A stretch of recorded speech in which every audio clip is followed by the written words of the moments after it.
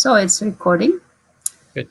So good afternoon, everyone. I am very excited to be here because today I have an exciting guest with us.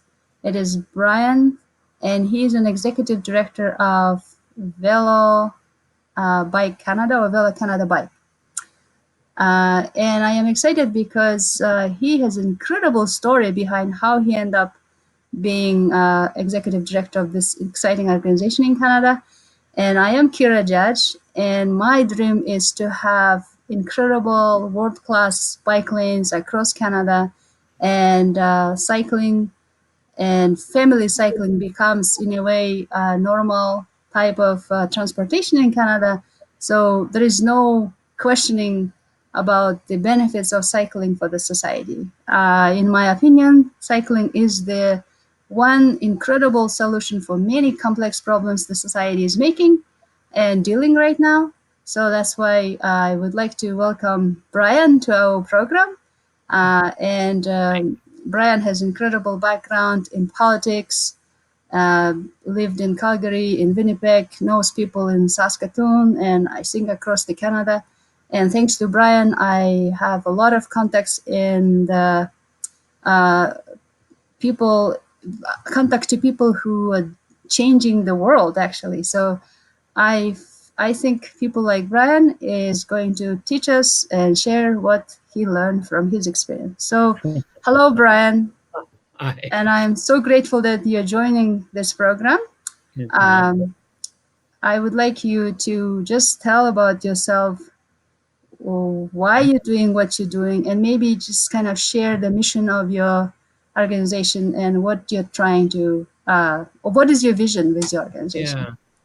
So, yeah, I'm the executive director of Velo Canada Bikes, and Velo Canada Bikes has been around for a few years. It's not that old an organization, but it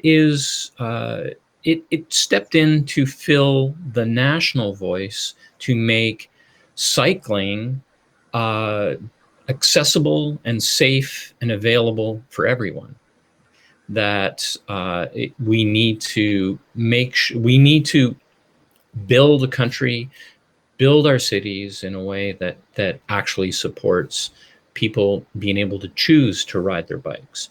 It's the focus has been a lot on Ottawa, on the federal government, to ensure that we have both funding and a national strategy on how we actually do this.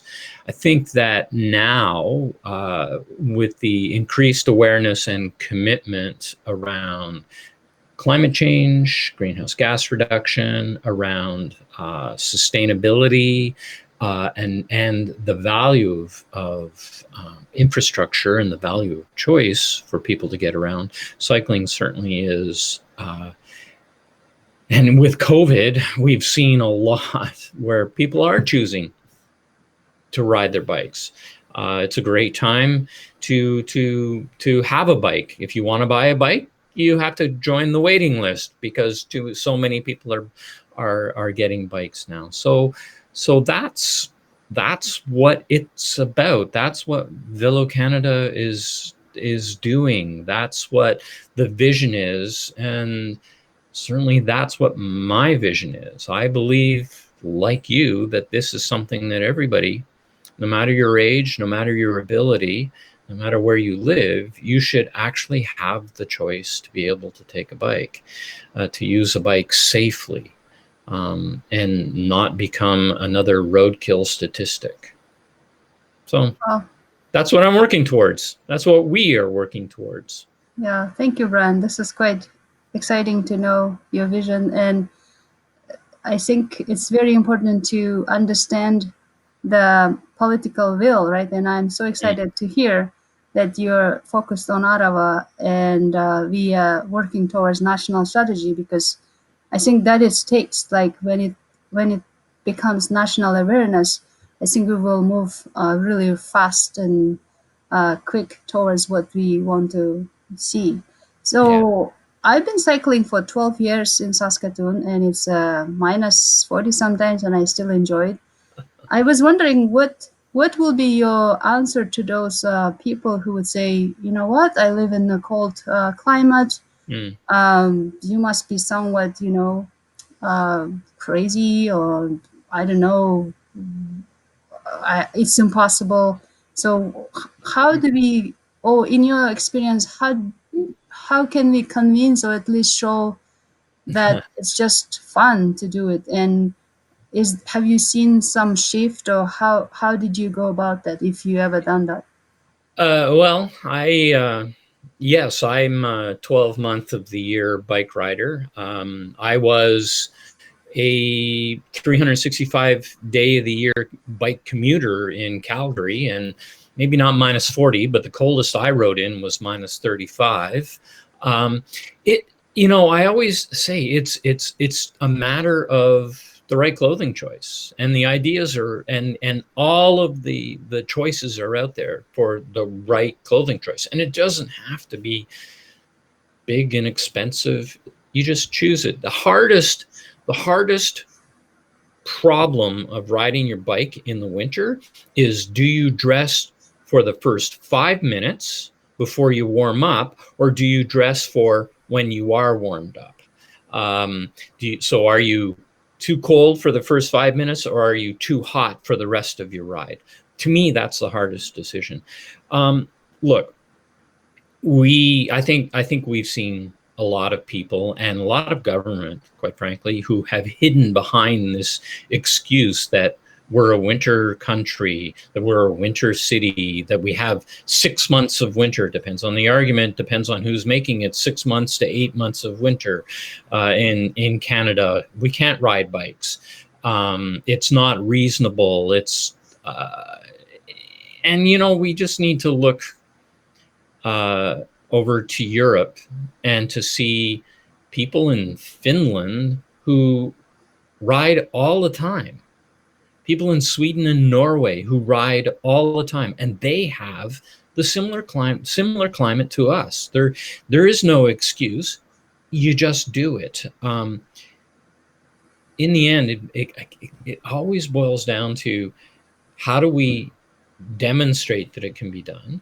And we're seeing uptake in it more, but how do we make sure that it's done in a safe way? Yeah, it's not reasonable to ride your bike in the winter if you don't have a separated bike lane and you're in the road with the rest of the cars sliding around.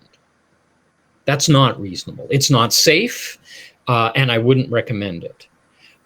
So if we want it, there are people there, and you just have to put in the proper infrastructure, have the proper bike lanes, have the proper pathways for cyclists, and they will ride.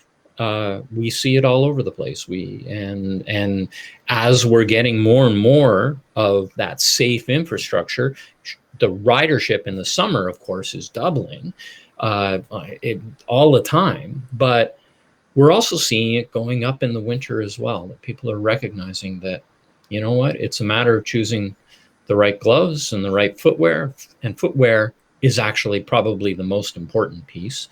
And away you go. Hmm. Yeah, it's kind of really great to hear that little details, like 5 minutes, first 5 minutes, or the whole trip you have to be Yeah. comfortable.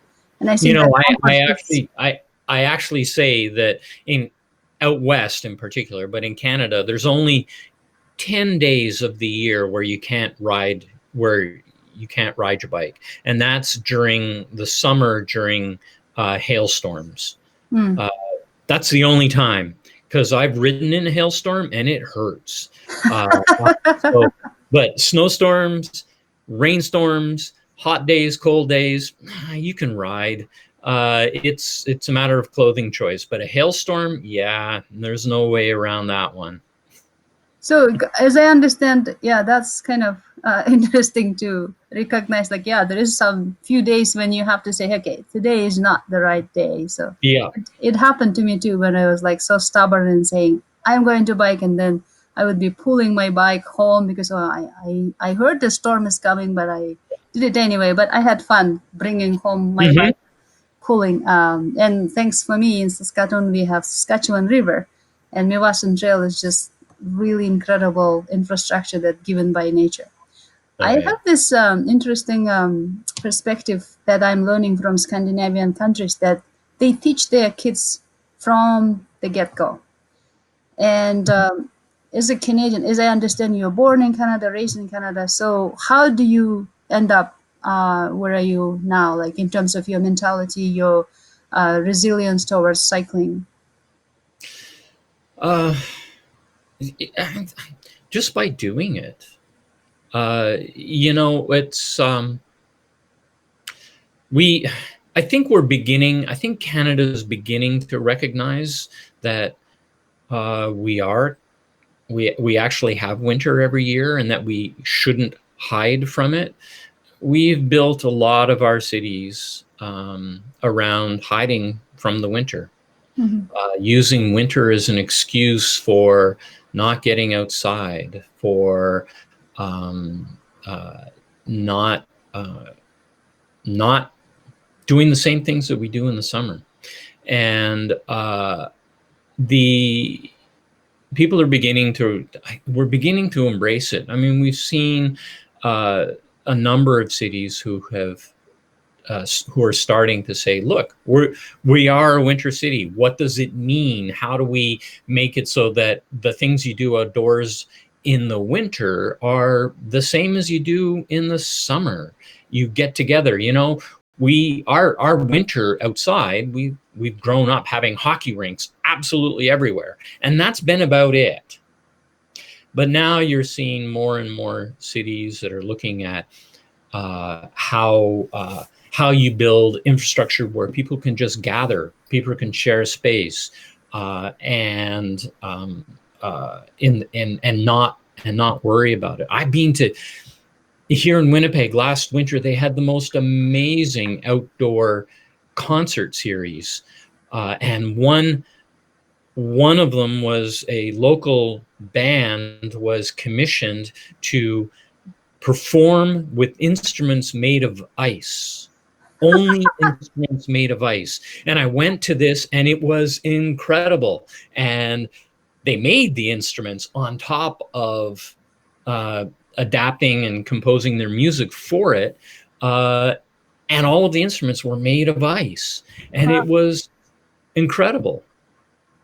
Wow. That's what we need to start doing. And Mhm. that's what we are doing.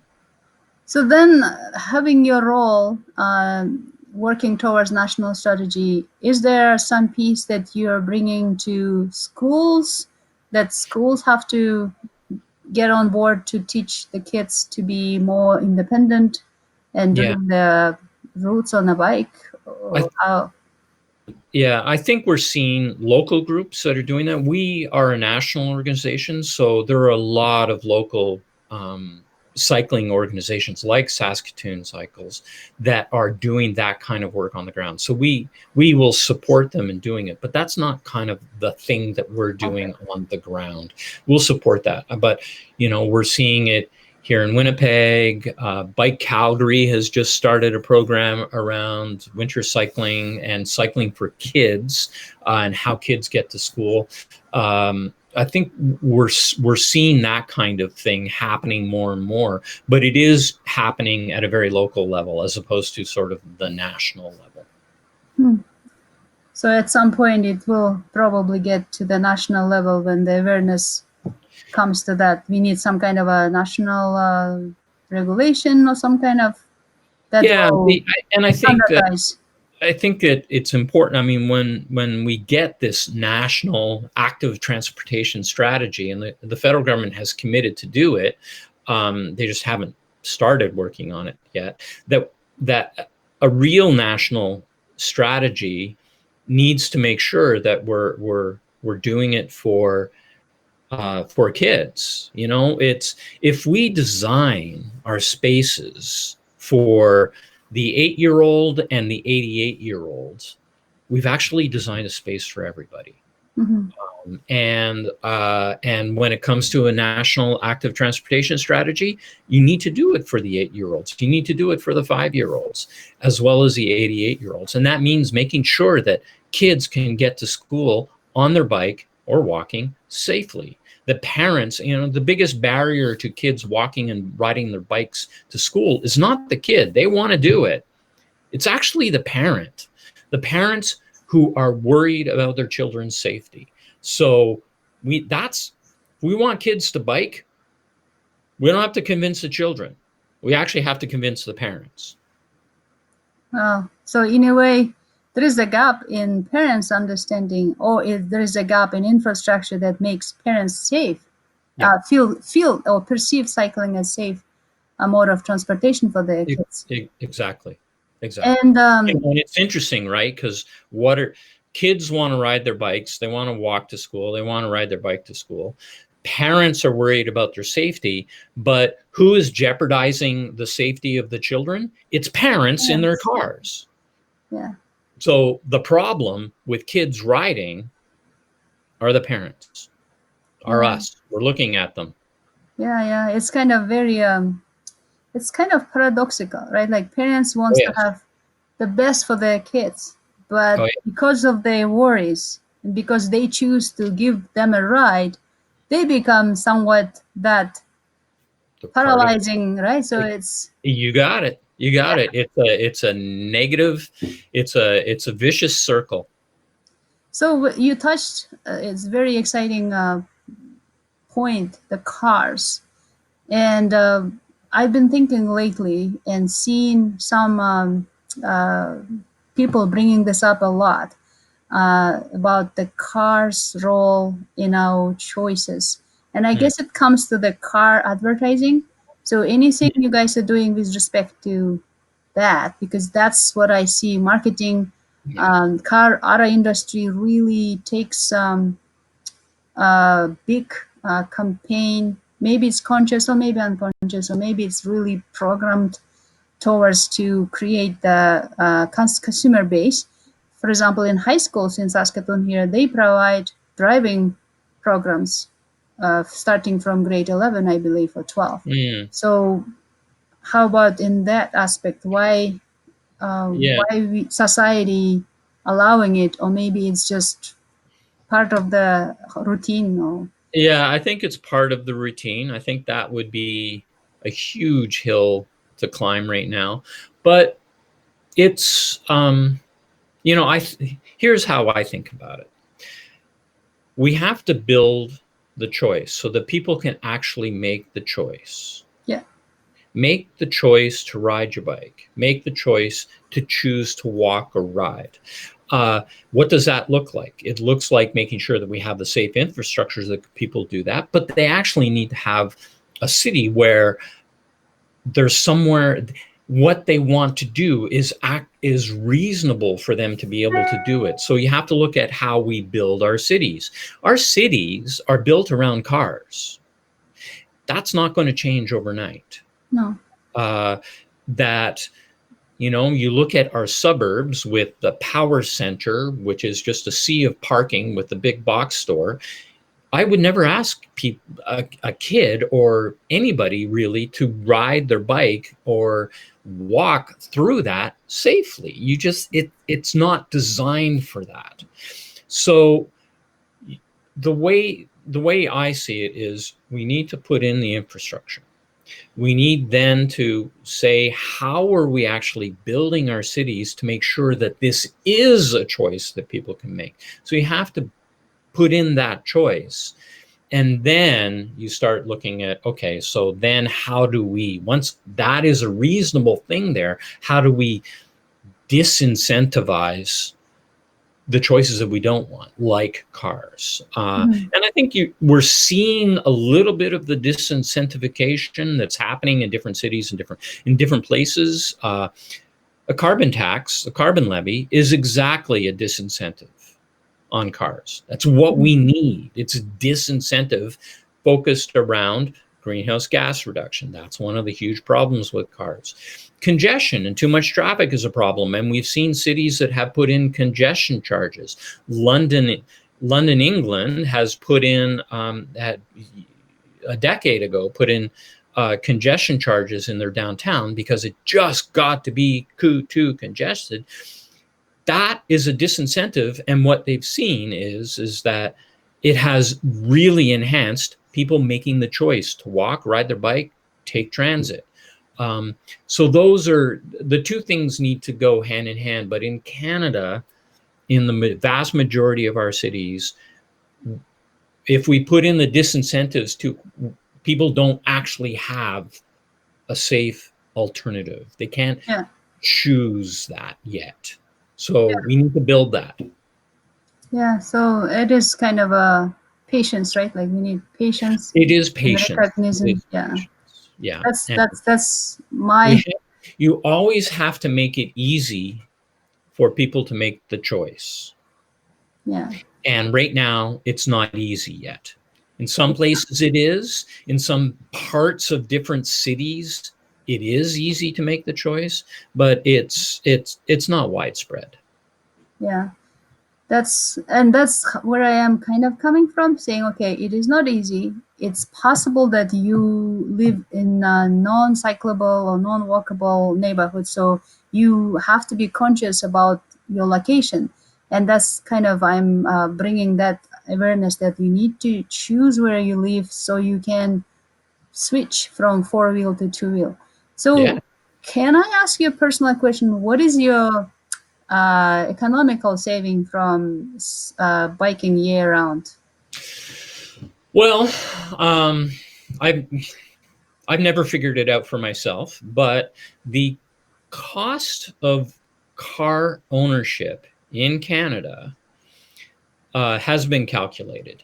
And on average, people spend $13,000 a year on a car. On average, that's the cost of financing, the cost of gas, the cost of maintenance, the cost of insurance, and the cost of depreciation, because it's just an asset that Cheap. just gets worse and worse over time. The average cost in Canada is $13,000 a year. So that's what, you know, you can save. And that's what you can have to put towards other things. People, one of the challenges, I mean, when it comes to housing, and the thing that has driven suburbia is that it's cheaper to buy a house out in the suburbs because land is cheaper, blah, blah, blah. But then you need one or two cars because you're so far away, and it's designed for cars, not for anything else. But I look and I say, okay, so if you don't have that car, how much more house does $13,000 a year buy you closer in? And if you figure that into it, then living closer, living maybe where you really want to live, and without a car becomes feasible. And how do you think? Reasonable choice. Yeah. Have you seen people doing that? Like, in Yeah. my experience, it's very rare when people Oh, know what they want and then making those kind of decisions. It's kind of yeah. vice versa. Like, oh, I want this house, not really recognizing where's this house located, and then saying, oh, actually, I actually don't like this house anymore, and then kind of going backwards. So in your experience, have you seen people doing that conscious choice, like I want to live without a car, and then making the real estate choice? Yes. Yes. Very much so. Uh, and I think it's becoming more and more common. I think as we see the next generation coming, I mean, we're seeing right now, we're seeing rates for people under 30 years old. The rates of car ownership are just plummeting, Hmm. and the number of people who don't have a driver's license is going up. So we're seeing the generation that is coming into the workforce, that is coming into having families, they are very much making different choices than, say, my generation made. With and so we need to make sure that we're actually building and having what they want and what they to be able to support those choices, because Mhm. now they really have to be committed to make that choice. It's not an easy choice, as you said. It's not easy, but people are making it. how many more people would be making it if we actually made that choice a lot easier? Hmm. Yeah, that's kind of my observation as well. But I just wanted to make sure that it's just not that I want to see, and that's why I see it. Yeah. Because in my neighborhood as well, 11 years ago, we moved to this neighborhood, and in Saskatoon, we somehow have a stereotype with respect to West Side. So we consciously bought a house close to the river, so we will be connected to the Nevasan Trail. And just observing 11 years here, we can see it's changing. We see a lot of families with kids and a lot of cyclists because 11 years ago, I was the only one biking in Nevasan Trail in winter. Yeah. At least I never, it's, like maybe one cyclist, but now I see more and more. So Yeah. hopefully the trend is there because it's not like my goal is not to convert everybody to cyclists. I don't think I will ever get there. However, it's just the sharing of empowering feeling, right? And I think this is how car industry got very successful, selling the feeling good feelings about car ownership. It's a freedom, it's a prestige, it's a status, and I don't think. It's an extension of your personality. It's an expression of who you are. Sure, the car industry has sold all of that, and a lot of people believe it. But a bicycle can be a pretty good expression of who you are as well. Mhm. So, any advice in that sense? Like, how do we talk to those people who really create this identity of the car ownership, especially if that kind of person is a decision maker, right? Yeah, it's hard. Uh, um, Decision makers to look. Okay, I'll tell you what it is. Decision makers look like me. Uh, Middle aged. I'm being generous. Middle aged, white, and middle income. Uh, I didn't grow up in the suburbs, but a lot of people did grow up in the suburbs, so that's what they know. So the decision makers, sadly, look like me and think that everybody wants to be like me and everybody thinks like me. And that's a huge, huge problem with our political system right now. So we need more women to get elected. If we want more cycling, we need more women to be elected. If we want more cycling, we need more people of color being elected. Uh, that's what we need, and we need less people, less decision makers that look like me, and more decision makers that look like you.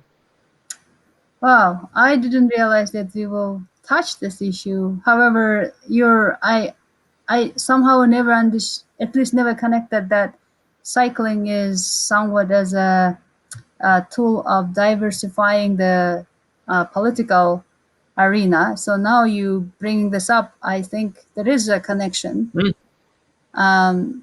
Then yeah, it's very interesting connection. So I have to consider. Personally, I don't want to be in politics because it is You're somewhat. smart. Having been in politics, you're smart. Well, I do not see as a productive cycle. Really, it's democracy is amazing tool. Don't get me wrong. However, I see it's kind of very costly to society because if uh, the right wing government changes to left wing and then vice versa, somehow everything was done previously. It's kind of turned into something kind of a bad idea type of thing, Yeah.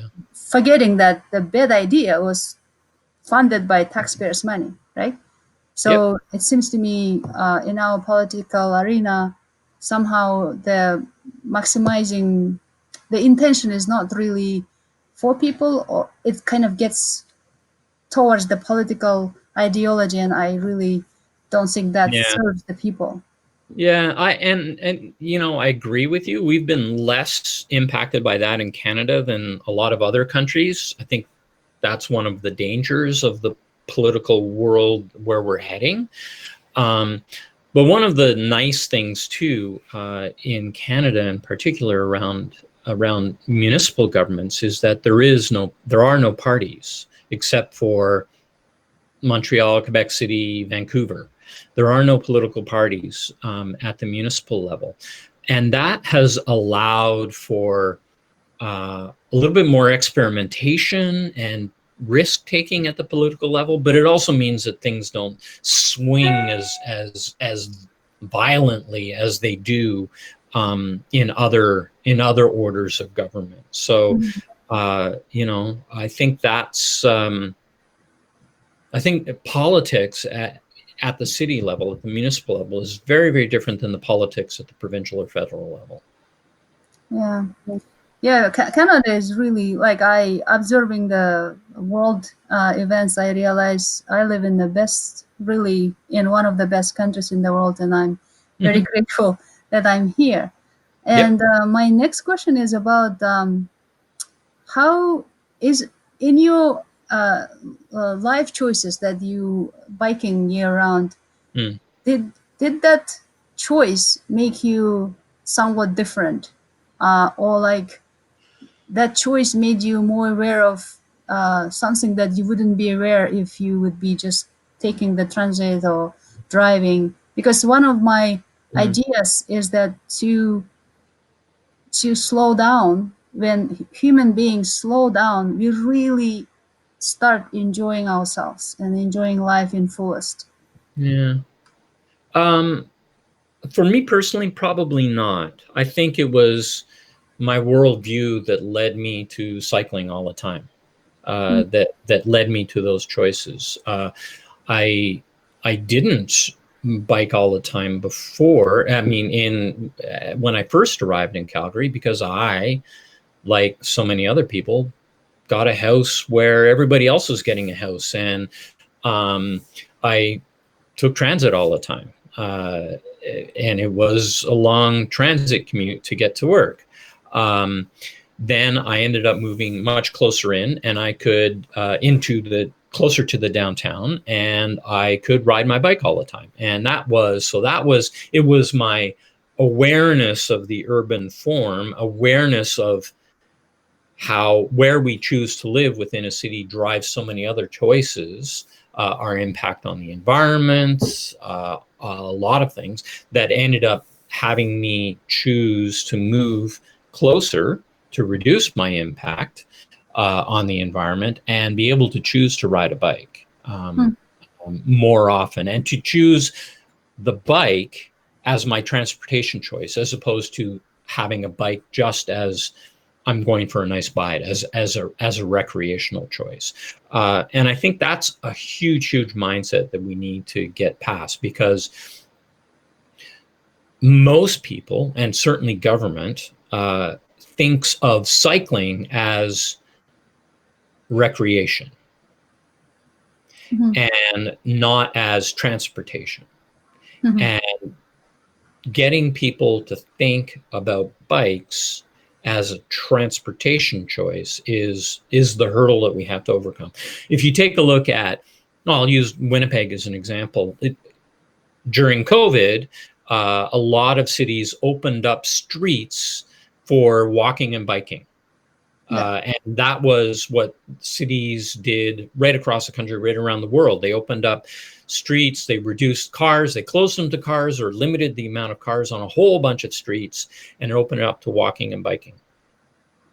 And here in Winnipeg, every one of the streets that they did that to was a nice place to go for a bike ride or a nice place to go for a walk, but it didn't actually get you anywhere. You had to get there to be able to go for a nice bike ride or a nice walk. The same was true in Calgary, and the same was true in most cities that did it. And it was very much thinking about it from recreation as opposed to transportation. Edmonton, when they did that, they also made sure that they opened up streets for walking and biking that were transportation choices that actually got you from point A to point B, and that was really important. We didn't have that in most places. Still thought of as recreation. We got to flip that over to transportation. Yeah, it's very, very, very aligned with my thinking as well, because transportation will, like for me, because I cycle year round, it is a transportation. I go from A to Z, and right now it's not necessarily the fastest way, but it's the safest way. Yeah. And as we are living in the city, I think the transportation choice has to be the most reliable, safe, and the fastest way. And I don't think that is somewhat the case in many cities. And how about in Calgary? Did you guys were able to do this A to B? It was the fastest way, or did you follow safest way? What was the thought process when you guys were creating that network? It was understanding that it had to be a network, that just putting in one bike lane um, is not enough. That you, if you actually want to have an impact, it has to be connected. It has to be a network, and that was the big thing. We didn't put in a bike lane to see how it worked out, because if it doesn't connect to anything else, it's not real. Yeah, people will use it and it will be safe and it will do all of those things, but it won't actually serve as a transportation choice. Okay. Um, so the big thing for us was in Calgary was to put in that network all at once, and see, and for those of us that believed in it, demonstrate that yes, if you put that in, that people can actually make it as a transportation choice, then you will see the huge uptake. And we saw it in Calgary. With, we far surpassed what all of our target measurements were for increase in cycling, increase in women riding, an increase in the age differential of people riding on. We surpassed all of our targets. Cool. Well, congratulations. I think it has to be celebrated really well. And I think people like yourself has to be celebrated. This is what I am coming from. I am celebrating people like you. Mhm. Thank you so much for everything you've done. And before we close off, I will have one more question, but also I want to know the number behind that Calgary network. What is the number we are talking about if we are trying to convince our city leaders? What is Yeah. the cost of network in Calgary? When we put the network in, that would have been 2014. Yeah, I think it was 2014 or 15. We spent $4 million, just under $4 million, to put it all in, and we didn't make it pretty. Mhm. Uh, we the one of the biggest expenses was traffic lights and light signals for cyclists, and changing it, and making sure that we put in the right traffic lights for the cyclists, and changing all of that. Uh, we didn't it wasn't expensive, and so it was just under $4 million that we spent for dropping that whole network in all at once, and then it just expands over time. The One of the interesting things, and I've been sharing this, is that I gathered information together that compares the return on investment of different infrastructure types. Mhm. And certainly now, coming out of COVID, or hopefully coming out of COVID someday, and governments that are looking at economic stimulus. How do we get people working? How do we get the economy booting again? Building infrastructure is something that governments love to do. Get out there and build stuff. It gets people working, gets money back into the economy. And uh, so in comparing what's that return on investment, uh, roads, which is a favorite, gives you a return on investment of $1.30. So for government, every dollar that they spend on roads, it gives $1.30 back into the economy. In which time frame? Just on year over year, just Okay. into the GDP. Mhm. Cycling infrastructure, for every dollar spent, you get $12 back. Wow.